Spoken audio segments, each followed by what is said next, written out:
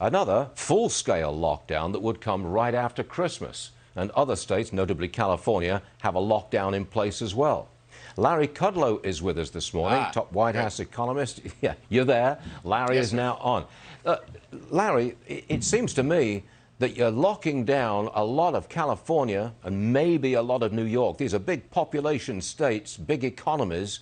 You lock them down, you slow them down. Doesn't that affect the whole economy, slow down our recovery?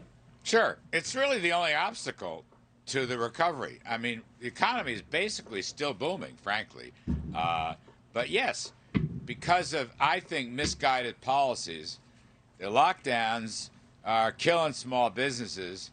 And that has, you know, there's a knock-on effects to a whole lot of sectors. And the odd thing is, I mean, I'm not the medical scientist and so forth. I do sit on the task force.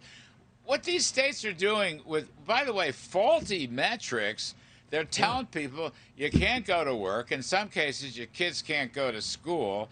You can't have indoor dining, even 25%. So they're driving them, Stu, they're driving them home. So there are large crowds at home, which is exactly what we don't want. Yes. I mean, it's unbelievable. Whoever the geniuses are doing this is completely unbelievable. You take this, open businesses and schools, and this economy is going to boom. By the way, the GDP now from the Atlanta Fed is still 11% growth in Q4. So it's a very strong economy, and the Trump tax cuts and deregulation is still in play. So all that's fine. But yes, there's some very foolish decisions being made on public health. All week long, for months now, we've had economists, guests on the program, saying that next year, 2021, is going to be really strong. Several have said we get 4, maybe even 5% growth next year. They're assuming that the Republicans win the 2 seats, the Senate seats in Georgia. But they're assuming very strong growth next year. How about you? How do you see it? I'm there. I think, 4 or 5% is quite reasonable. I think, frankly, there's a lot of upside potential. Again, if the growth incentive policies put in place by President Trump remains, you're going to have a very spiffy economy. Underlying economy is very good. You're going to roar next year. Absolutely roaring. By the way, apropos of nothing, I guess, if you follow profits are the mother's milk of stocks and the economy. Profits are booming, and they're being revised up almost on a daily basis.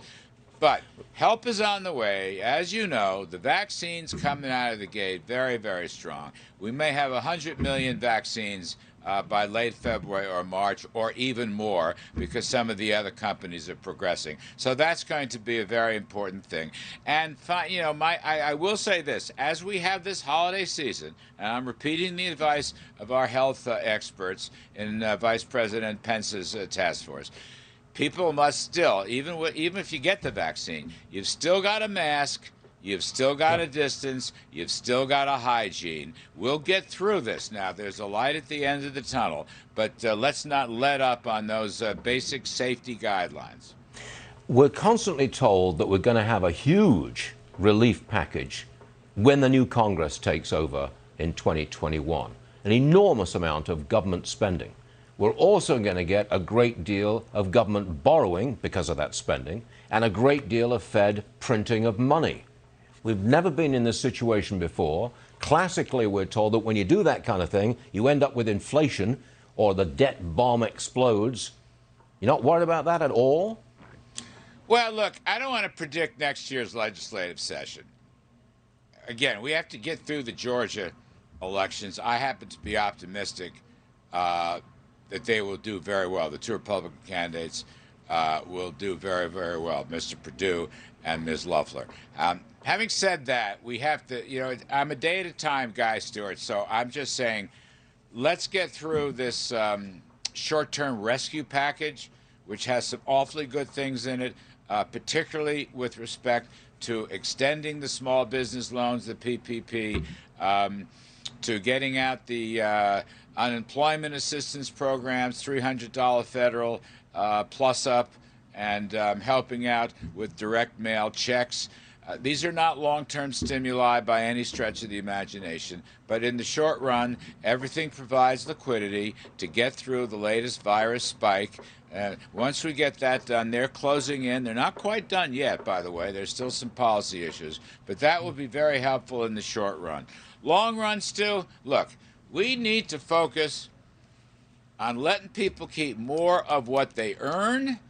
We need to focus on providing less red tape for entrepreneurs and new business startups. We need to keep our energy sector the greatest in the world. We need to create trade deals that help the American worker. Those were the President Trump policies, the cornerstones. He will be as one of the most consequential presidents in American history, and those principles must be maintained. All you're talking about is going to be a heavy lift. Maintaining America's energy independence in the face of the Green New Deal, maintaining small government, low taxes in the face of an incoming administration which wants to tax everybody all the time. That's a heavy lift. I mean, I know you don't want to predict what the next Congress is going to do and what the next administration is going to do, but it doesn't look good, does it? You know, Stu, I'm always the optimist. I always rely on the sense and sensibility of the American people. And I think this story is going to work out okay. I agree with you. The Green New Deal would be tantamount to a disaster, crushing GDP and jobs and business investment. I agree. But I think a lot of people understand that. And, you know, people say things in campaigns, but they don't necessarily come. One of the most fascinating political elements, we're always talking about the Georgia Senate races, and they're very important. But take a look at the House, Stu Varney. Yeah. Take a look at the House. I think the final tally in the House will be something like 220 to 213. Yep. Now, that is a narrow edge margin, and you're going to get crossover votes. The far-left socialists will desert the Democratic Party, and the moderate pro-business Democrats, there's still a few left, will come over to the Republican side to block job-destroying, economic-destroying policies. I still think that's in the cards. This election was awful close, as you know, and the Republicans did extremely well down ballot. The president himself got, 74, 75 million votes. So his principles and his followers and his policies, I think, will be an enormous influence in the new year, and let us hope so, because that's got the growth. In there is the growth. 4, 5, 6, 7% is all doable. Got it. Larry Kudlow, thanks very much for being our guest, a star guest, throughout this extraordinary year, 2020. Stu, you have a great holiday season. You've been terrific, and I appreciate it very much. You're very kind. Larry Kudlow, see you again soon, I hope.